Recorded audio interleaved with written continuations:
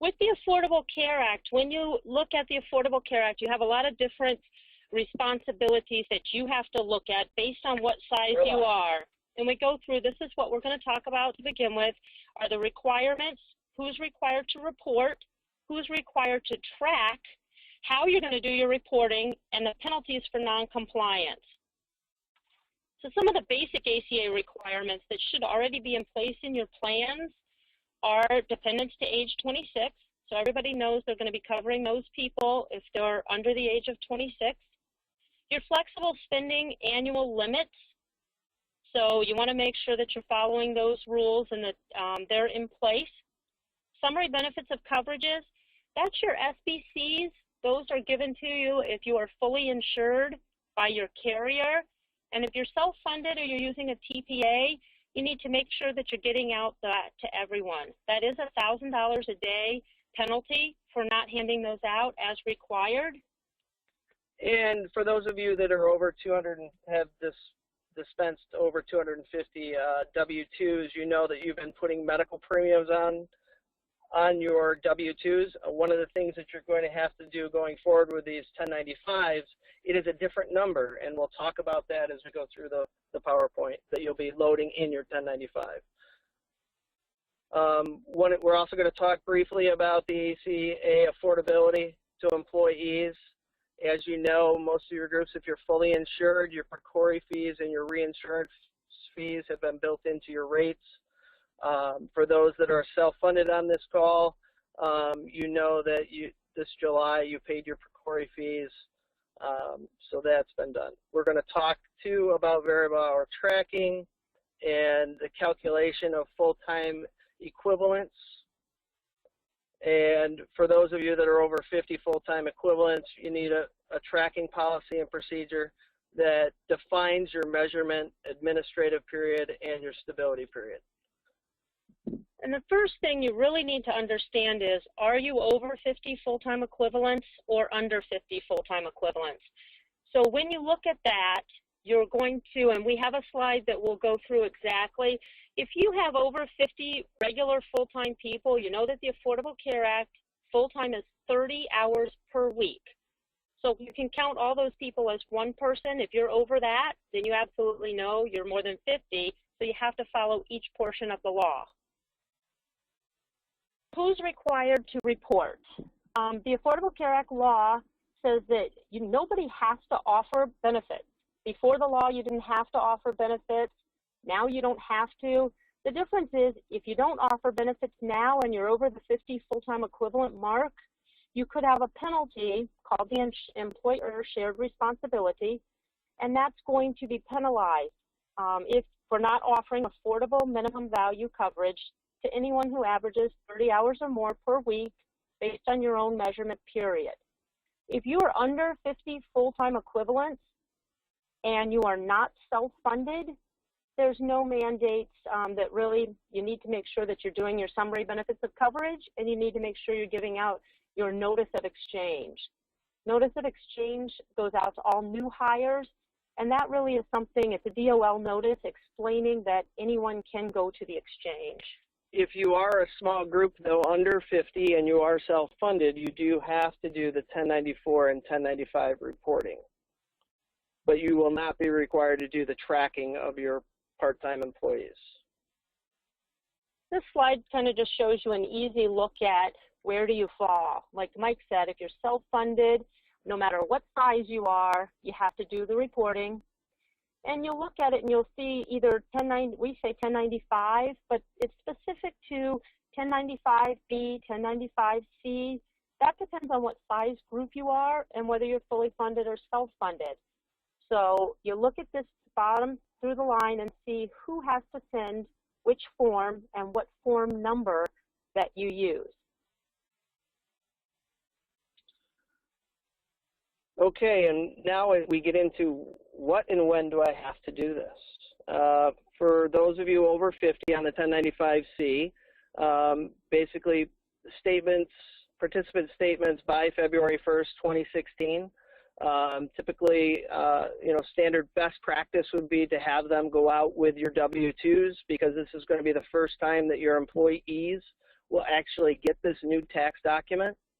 And really what this 1095 is to prove that me as an individual employee, when I'm doing my taxes, that I've had coverage, and it avoids the individual mandate. And for a fully insured plan, the carrier is going to generate and mail home to the employees a 1095 to list all the dependents that were covered. Your responsibility as an employer, again, over 50 full-time equivalents, is to do a 1095 listing just your employees and mailing that to them, as well as all those employees that have opted out. Oh, we do have a question that somebody just wrote in, and again, we want to take these as they come along. Mike, somebody's asked if they have a self-funded union plan, are they required to give out the 1095s to those union members? Yes, we've run into this where a plan is covered with, say, the Teamsters Union, and the Teamsters is going to, again, act like the insurance company. It is a large self-funded plan, so they're going to mail home to the employees their 1095 that shows a listing of all the dependents covered. And then they're going to, you as an employer will then have to issue just a 1095 listing your employees that are covered under your plan, and also those that have opted out of your program that waived coverage. Great, thank you. Your 1094s, that is a transmittal to the IRS.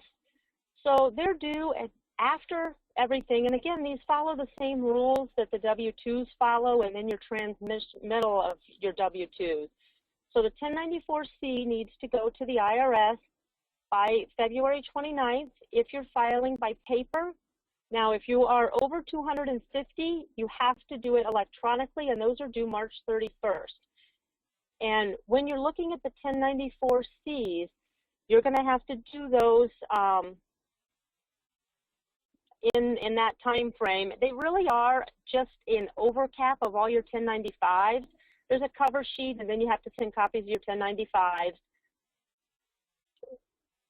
This is actually a copy of the IRS Form 1095B.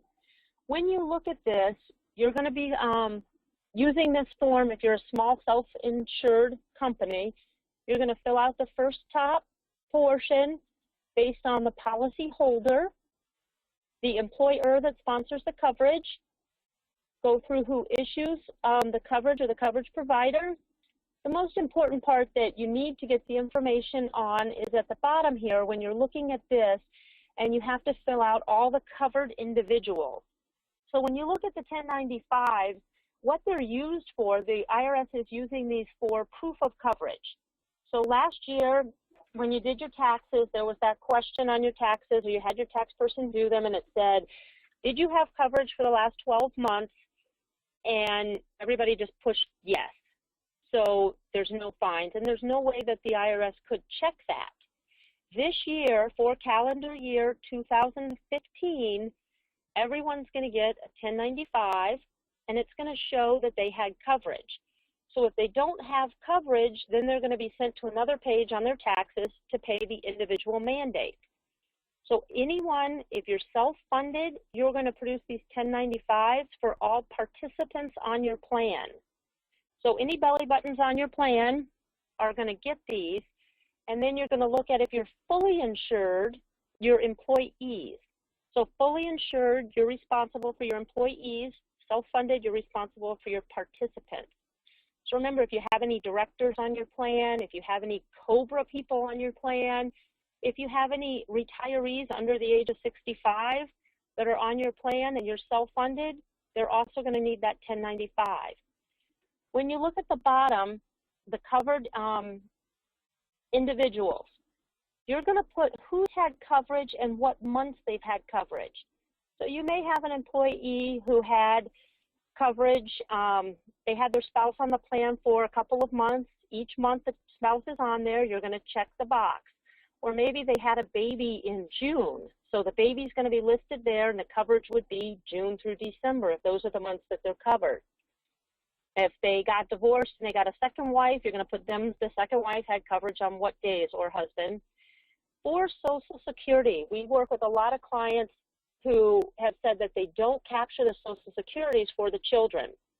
The ACA law requires that you ask for the Social Security number for the children 2 times, and there are specific time frames. You have to wait in the middle to follow those rules. You want to make sure you're doing that and keeping track.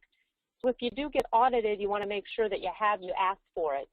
If your employee still does not want to give you the child's Social Security number and you've requested it, you can use date of birth in that. And one of the things that has also come up as we've talked about this is you'll notice up on the top of the form, you'll see a void and a corrected.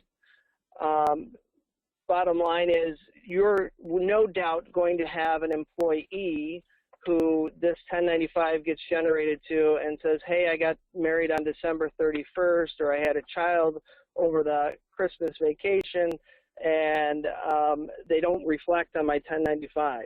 This 1095 will then have to be voided and issued a corrected one.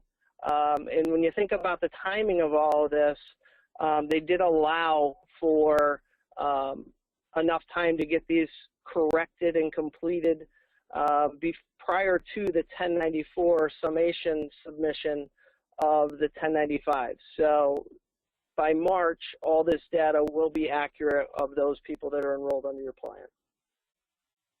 Now, this next form that we got up on the computer now for you is the IRS 1095-C. One of the things that you're going to have to do with this form is kind of unique in that Part 2 section. And this is where I alluded to on the W-2s. On the W-2s, you're reporting the full costs. With healthcare reform, you are required to report the cost of single coverage only, regardless of whether or not they're enrolled in a family plan.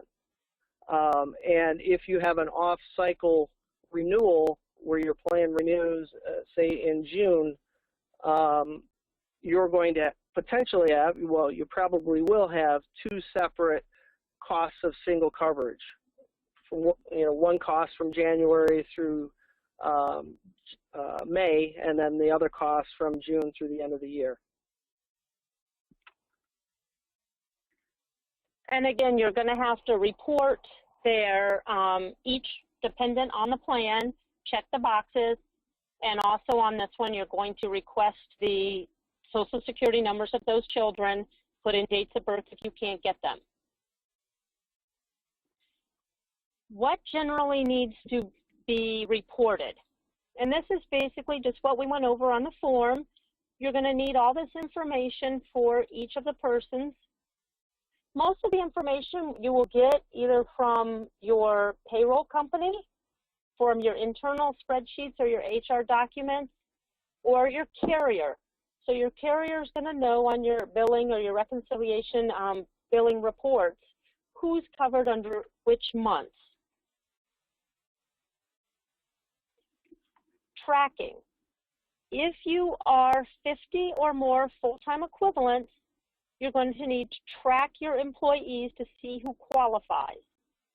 So when you're looking at tracking, you're saying, is the person expected to work more than 30 hours per week? You're going to classify all those people as full-time employees. So when you hire them, you say, you're reasonably expected to work more than 30 hours, you're a full-time person, and you count them as one person.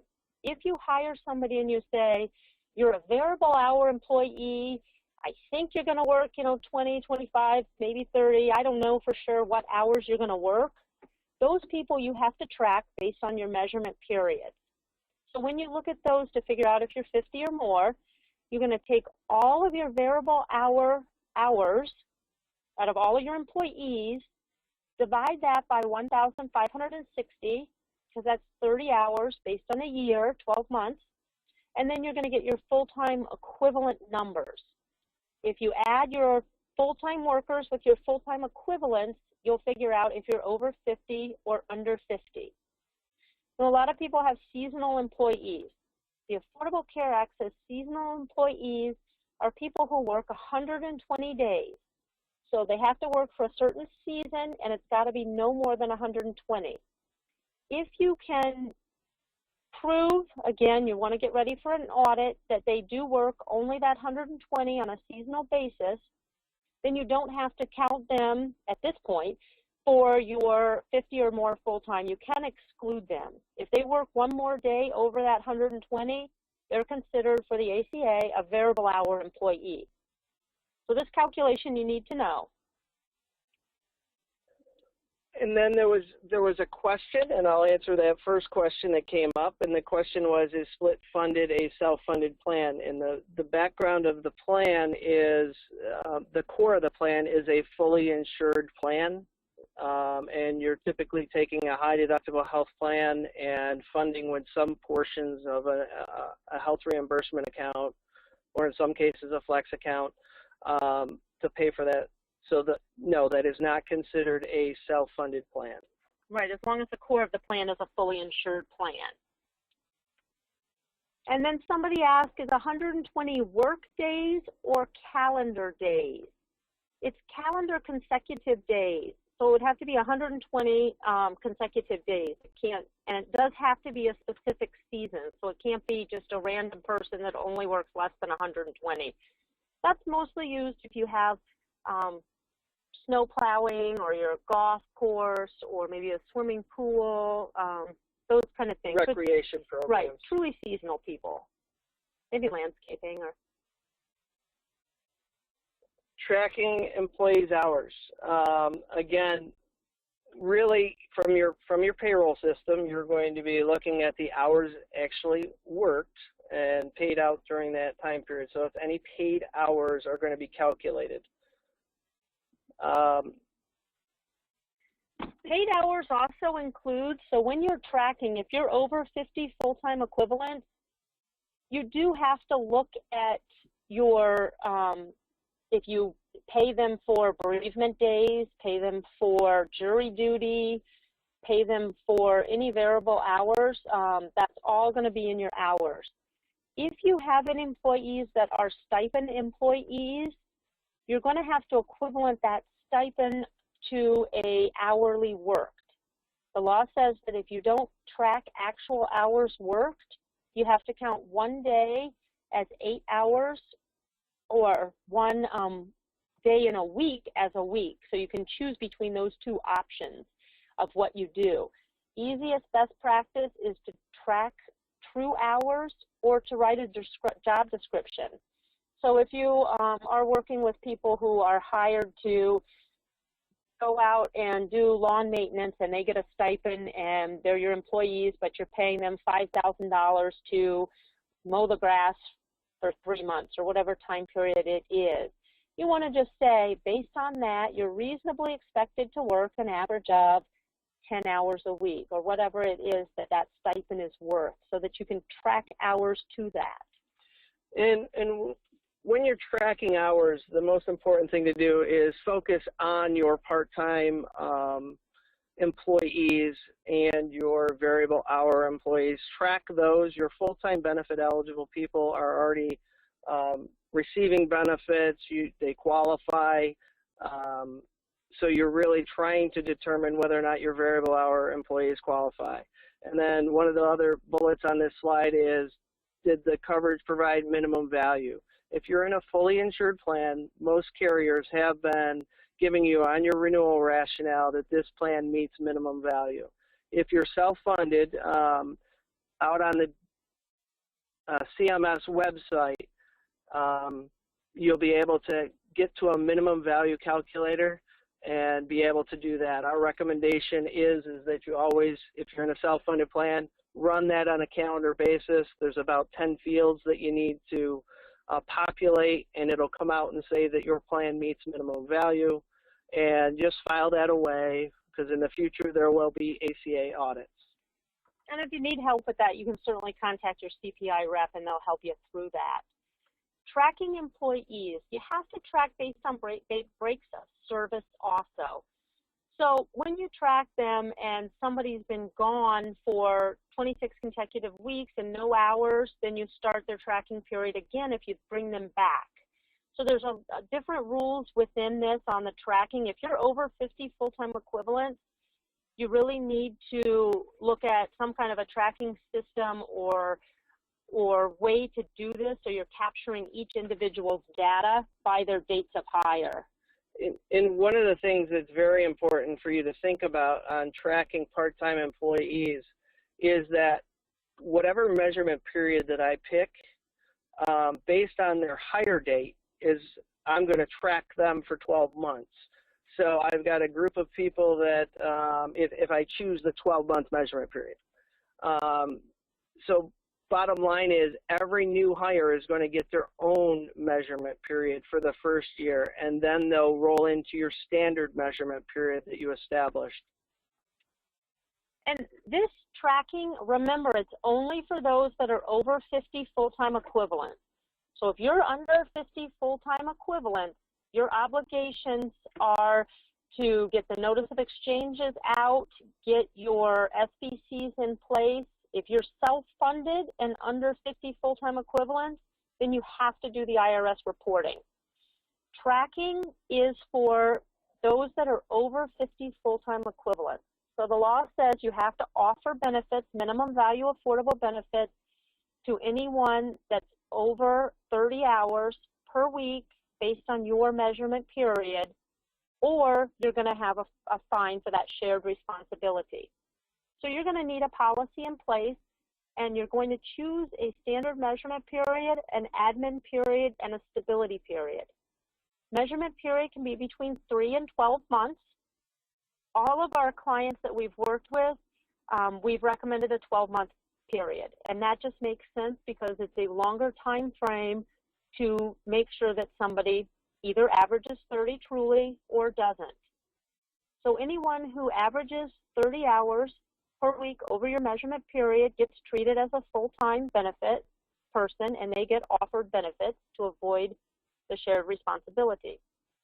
You're always measuring the year before for the next year offering. So it's always going to be on a look-back type period to see if they qualify for the next time frame. Your admin period you choose, it can be up to 90 days, but be careful on this because if you use a 12-month measurement period, you can't use a 90-day admin period. So there's things in the law that say that you have to, again, look at whether somebody's offered benefits before the 15th month of hire. So there are things you need to look at, but beyond this.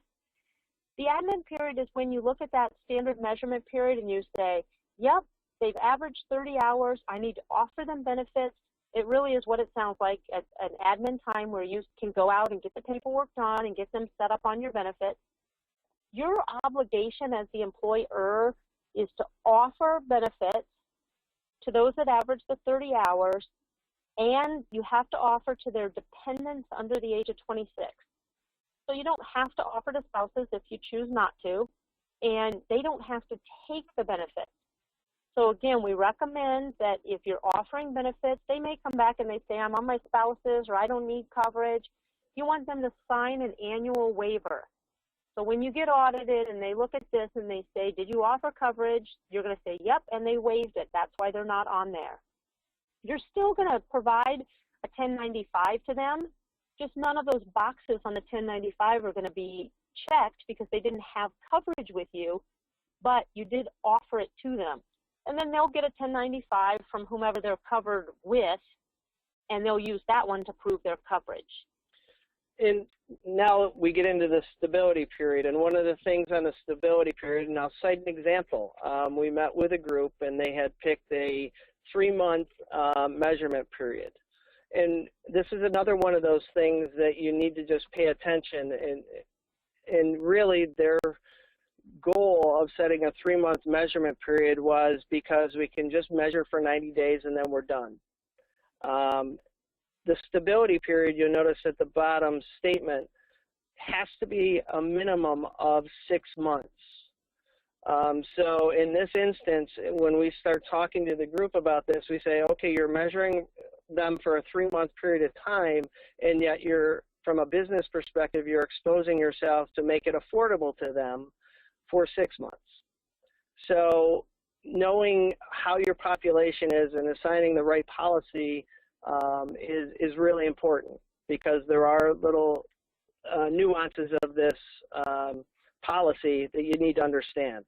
And if I were to elect a measurement period of 12 months, then you also see that basically my stability period has to match what my measurement period is.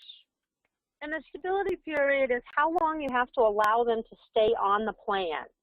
So you measure somebody for 12 months, you have a 30, 60-day admin in there, and then you leave them on the plan for 12 more months. During that 12 months, you're actually measuring them for the next year coming up.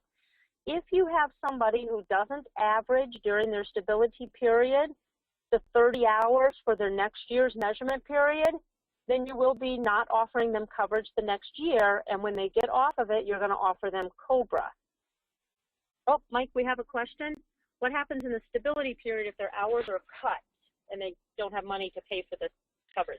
That is a question that we've gotten quite often, and one of the things that you're going to have to do is they are eligible. So say you don't have enough, they don't have enough in their pay to deduct their contribution.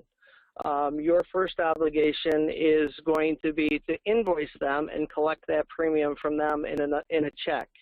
The second option would be is if they were terminated, then if they were terminated from employment, then you would be obligated to offer them COBRA and follow the same rules. You have to give them a 30-day grace period to pay that additional premium. So if that employee's hours were cut and they're still working for you, you have to allow them a 30-day grace period to get you that premium contribution.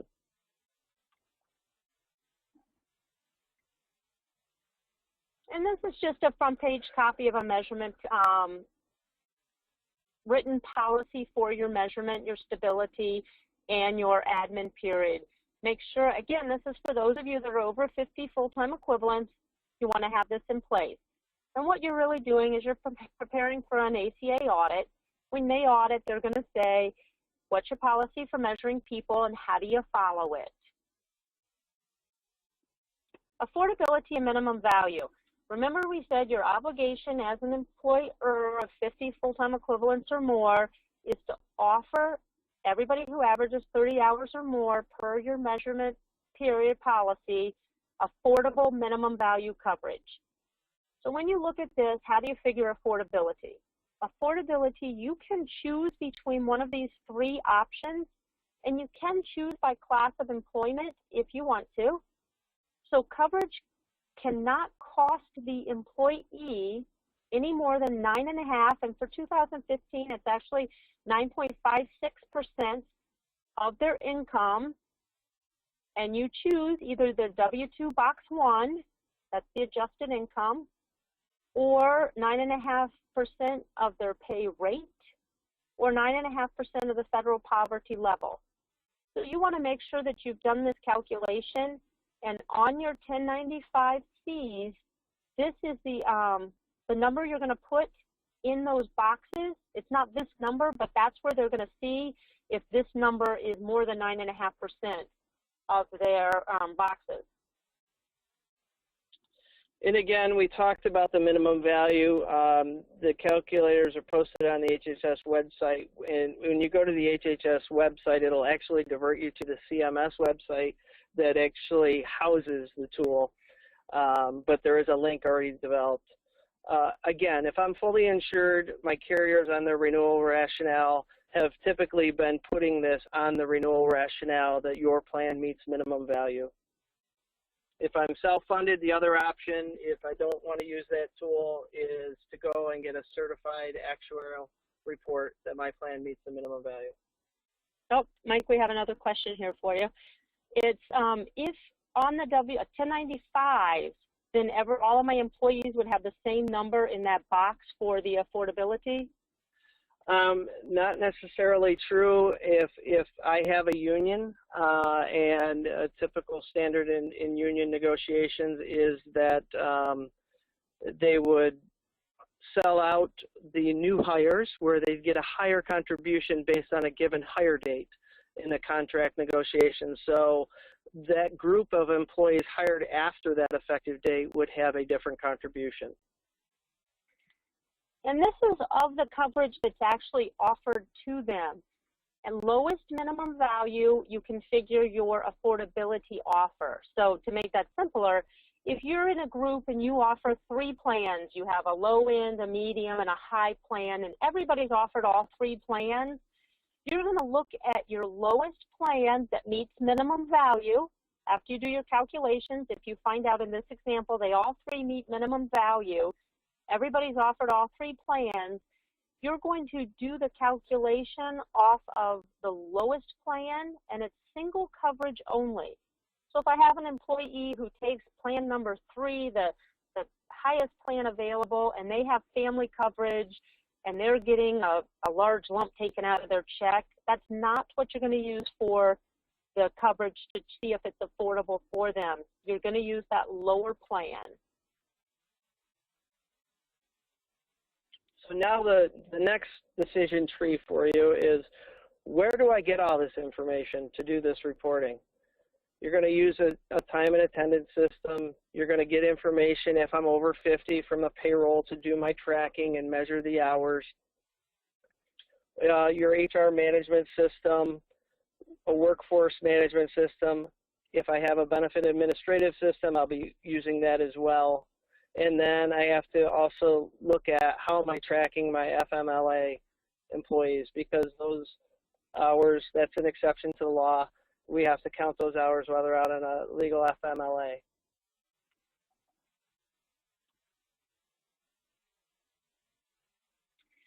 The penalties for the ACA reporting penalties, they have just been increased. They were actually in the Trade Act that was just passed in July. Any of the IRS reporting that you failed to do went from $100 per day per employee penalty to a $250. So that included your W-2s, your 1099s, and also includes the 1095s and the 1094s. So bottom line is you need to get this done. If you're, again, over 50 full-time equivalents, or you're under 50 full-time and you are self-funded, everybody who's offered those benefits is going to need one of these forms. So an example here, just 60 people here, the daily penalty would be $15,000, and then it's going to increase in March because you're going to have the 1094 failure to report. So it is hefty fines everybody needs to look at. Yeah, and this really goes to show that they're serious about the reporting mechanism of this, and part of the function of these penalties is to pay for those people that are currently in the exchange. So we've got 11 million people, 86% of those people are receiving the subsidies. So there has to be a means to pay for those subsidies, and unfortunately it comes in the form of penalties to those employers that are offering coverage to their employees. So paying attention to this is really important. And we have another question that came up back to the affordability.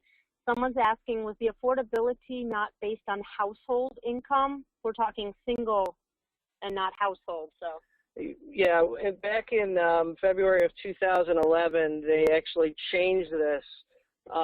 When the law was first issued in March of 2010, it was written that affordability was based on household income. They have since came back, and we go back,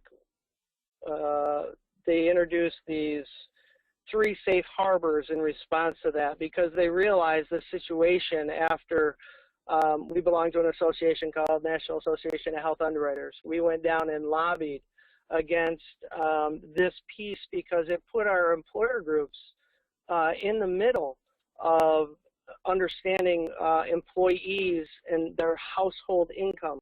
And this could absolutely put an HR person in a decision tree of, I've got 2 employees working, making the same wage, doing the same job, but now I know what the household income is. And we set up in their mind the thoughts of potential discrimination from an employee, unintended, but just trying to help out that other employee and their families. So they quickly responded and said, no, we can only mandate that the employer makes it affordable for their employee. And another question that just came out, what is really minimum value? How is that? I know I can do the calculation, somebody says, but what does that mean? Minimum value means that basically my plan has to pay 60% of all the expected charges, and it has to cover the core or the essential benefits as defined, and there are 10 of those. And when you look at those 10, nobody would argue what those 10 were. Some that quickly rattle off in my head are prescription drugs, outpatient services, inpatient services. So those are all pretty much have always been built into our plans.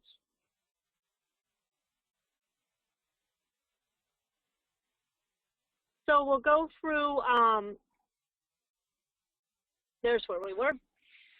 So the example of IRS penalties, there are other penalties that we'll go through at the end here on not following your FBCs and such. So what's happening for 2015?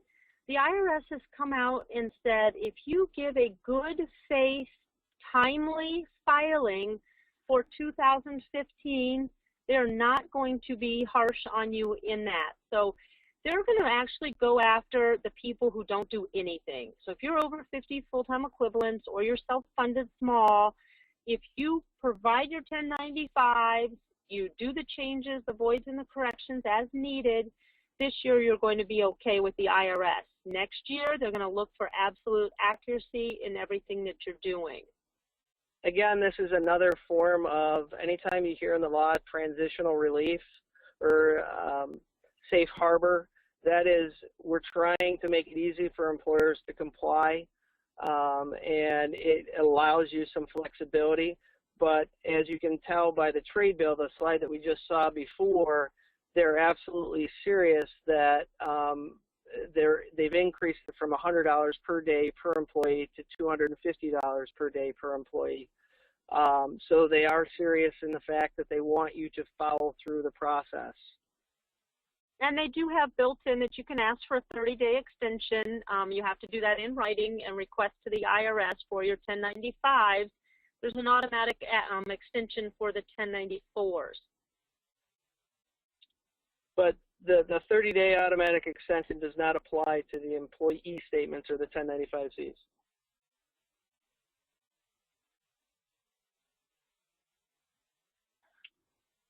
And here's some of the, again, non-compliance penalties. Again, if I'm in a fully insured plan, your carrier is behind the scenes making your plan compliant. If I'm a self-funded plan, again, you need to do that minimum value calculation, make sure you are keeping up. There were, a few years ago, a lot of grandfathered plans out there. Those plans are slowly evolving because they only allowed you, or dissolving, I should say, and that is because they allowed you minimum deviations from your existing plan prior to the setup of the healthcare law. And your SBCs, that's the summary benefits of coverage, that needs to go out to everyone at time of renewal, and you have to give them the plan that they're on, and you have to make available any optional plans. If they ask for them, then you have to give them. Goes out, all plans that are available to people go out to new hires when they're first eligible for that. So that's $1,000 per employee, so you want to really make sure that you're giving those out. And then we get into the failure to provide affordable coverage. The question came in about the transitional relief, and 70% as a number that's been thrown out there. Can you tell me what that means, Kirsten? The 70%, what's going to mean is you have to offer coverage to more than 70%, or at least 70%, of your full-time eligible people for 2015. So you need to do those calculations to see if you qualify for transitional relief, and that Also for 2016, it goes to 95%. So they're really, like Mike had said earlier, they're giving you some leeway to get into the law to make sure everybody understands and what they have to do. But it's your responsibility as the employer to be able to prove what you did for 2015, what you did for 2016, and they haven't come out yet with the number for 2017, so we don't know if they're going to stay at 95 or they're going to go to 100. When you look at everything that we're talking about, you want to be ready for an ACA audit. When they come in, they're going to say, do you give out your notices of exchange within 14 days of hire? You're going to say, of course I do, because that's the law, and they're going to say, prove it. So you want to make sure for notice of exchanges that you're doing a new hire checklist, you're getting some kind of proof, because what's going to happen in that situation, if you don't have proof, then they could go and say, well, let me talk to the last 5 people that were hired and see if they got their notice of exchange. Well, of course, they're going to say, I don't know what I got. So if you have a new hire checklist, add the notice of exchange to your new hire checklist. They sign it at the bottom. There's your proof that they got it. When you're looking at tracking, you want to make sure that you have proof of tracking, because they're going to say, how do you know that Mike didn't qualify? You pull up a tracking and you show that you tracked them for the entire time. There's their hours. Good, you're good to go. You give out your summary benefits of coverage. You want some kind of proof that you give out your summary benefits of coverage. So everything, always think, do I follow the law, and do I have proof that I followed the law? The failure for the waiting period, and we have run into this a few times with some of our clients. When you look at the law says that anybody who's full-time, and you know from the beginning, again, you have to classify your employees when you hire them. Are they reasonably expected to work more than 30 hours, or are they reasonably expected to work under 30 hours? Anyone who's reasonably expected to work over 30 hours is offered your benefits. They need to be offered benefits within 90 days of hire. So if you currently have a waiting period of the first of the month following 3 months, or following 6 months, or 6 months wait, anything over 90 days, you are not compliant with the law, and that's $100 per day employee. So you want to look at that and make sure that everybody's offered coverage within 90 days of hire. And another question that we've gotten of, if I know I meet the 70%, but I had 3 employees that bubbled up and averaged the 30 hours per week, do I have to offer them coverage? The answer to that is you comply with the 70%, but that doesn't mean that you're not exposed if one of those employees goes out to apply for an exchange and they weren't offered coverage through you and they get a subsidy, then you would be exposed to the $3,000 per year penalty for that employee if they got a subsidy. And it also, that transitional relief does not say you do not have to report. So even if you qualify for transitional relief, then you still have to report. So again, the reporting is really the biggest focus you need to look at right now, because January is coming quickly. And when you think about the 1094 reporting and the 1095, why are they making us do this? Number one is the 1095 alleviates your employee of proving that they have coverage, and it avoids the individual mandate for your employee. The second thing it does on that form, on the 1095C, is it proves that I'm offering as an employer affordable coverage to my to my employees. And then the other thing that 1094 is going to be doing is the 1094 is going to be shared with Human Health Services in the exchange. So if one of your employees, and say you offer an opt-out program, and you submit that they waived coverage, and then they try to get a subsidy through the exchange, you've met every obligation as an employer that you've had to do. You offered them coverage. You've proven that it was affordable based on the other submissions for all the other employees. This will stop them from getting a subsidy. So this is really a checks and balances that are going out there to have the government not give a subsidy to somebody who is also taking your buyout option and then is also trying to get a subsidized benefit through the government. And as we said before, biggest thing, prepare for an audit and make sure you're doing your ACA reporting. So you need to either somebody in your office is going to take this on, or a bunch of people in your office. The law is changing on a more than we want basis.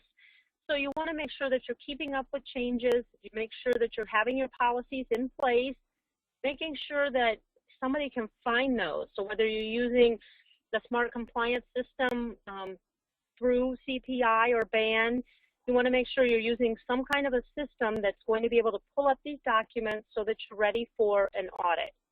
If you're not going to produce these forms, the IRS forms yourself, you can certainly produce them yourself and get them out to all your people. You want to make sure that you're doing it correctly and fill out each of the boxes that we picked. You can see if your payroll company is going to do them. Some payroll companies do, some payroll companies aren't ready. It just really depends on who you use. You want to look at that. Or again, you can hire a third-party specialist. That is something that at CPI we do. So if you want to go back to your CPI rep and ask how the reporting is being handled and the IRS reporting, you can get a quote or look at that. Yeah, it's paperwork and it's a lot to keep up with. So your next steps, you know, we've got 8 minutes left. If anybody has any questions, we'll certainly answer those questions. But your next step should really be thinking, how am I going to get all this information? Again, what is the size that I am and what are my requirements? Understanding that. Do I have 50 full-time equivalents or not? Oh, a question's coming in. Who in my office is ultimately responsible for doing this? The answer to that is it spans many departments. Obviously, from a financial perspective, it's the comptroller in your organization because they are responsible for spending the dollars on the benefits. It also goes into the personnel department or the HR department on understanding what are my obligations for new hires. And you know, making sure that I'm giving out the notice of exchange. This involves really multiple departments all moving or rowing in the same direction to comply with this law. And since we have a couple minutes, one of the other things that we can talk about is you should be also thinking about something that's starting to get a little bit more press, and that is what is called the Cadillac tax. And the Cadillac tax is if my premiums or, well, we'll start with my premiums are over $10,200 for an individual or $27,500 for a family, then any dollar over and above that, I would be subject to 40% excise tax on every dollar over and above that. This actually takes place in 2018. It's written in the law in 2014 and CPI indexed, so those are the actual numbers for 2018. Those are annual numbers. Within that number, you have to include your total cost of your premium. Then you have to add in any flexible spending monies, any health reimbursement monies, any pre-tax voluntary that the IRS considers medical, which would be your cancer, your hospitalization, and your specified disease policies. And again, if that number is over the allotted amount, that'll be a 40 cents on the dollar excise tax to you. So that's really something that you can look at now, and again, you can get calculations and get those up. We have a question, will the slides be available for download or emailed to us? Certainly we can email the slides to you. That's no problem after the meeting.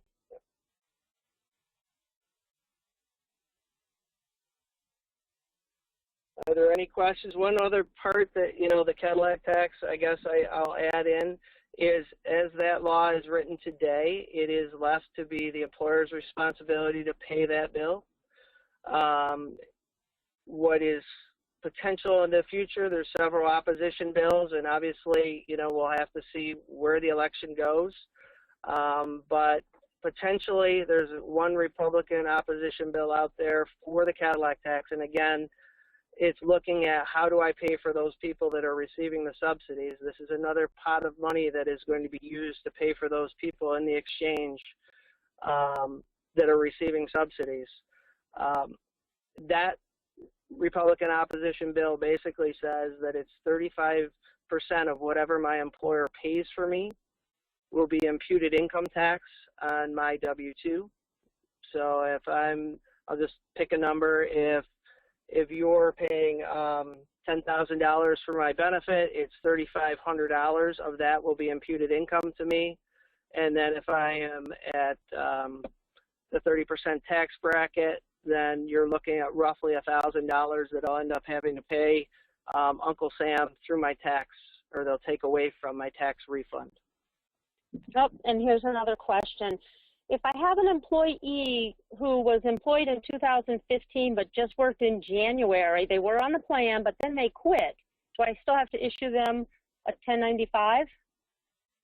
If I was a full-time employee and I was enrolled for one day, I'd have to be, or offered coverage, I would actually have to get a 1095 with that month checked, and all the other months would be obviously blank. Right, because remember, it's proof of coverage for them. So somebody really, just like you could have more than one W-2 throughout the year, people are going to have more than one 1095. So they could have been covered with you that January, picked up another job February, March, April, then another one. So they could have a whole slew of them. So again, it's anyone who's offered minimum value affordable coverage, or if you're self-funded, it's participants on the plan. So you do have to look at those retirees for under 65 age. If they're over 65, then Medicare is going to send them a form showing that that's primary coverage. And one more thought that we've been asked this question before, and actually my kids all fall into that range. And that is, if I get a 1095 and my daughter's listed on that, but my daughter is old enough to do her own individual taxes, she's taking advantage of that fact that she can stay on my plan until she's 26, which most children will do. But I have to provide a copy of that 1095 to my daughter to prove that she's had coverage. So that's an educational step that you should be communicating with your employees as we move forward. Again, in 2 or 3 years from now, this will become common practice. It'll be just like getting our W-2. We'll know what to do with it. But for the first year, we need to support it with some education and let people know the importance of this and why they need it. We still have a few extra minutes if anybody has any other questions. And if you do have questions after we close the call, and I thank everyone for attending, you can certainly go back to your CPI rep, and they will get you any questions answered and help you through the steps that they can and see where resources that you need are. And I want to thank everybody for attending, and we'll close it off now. Thank you.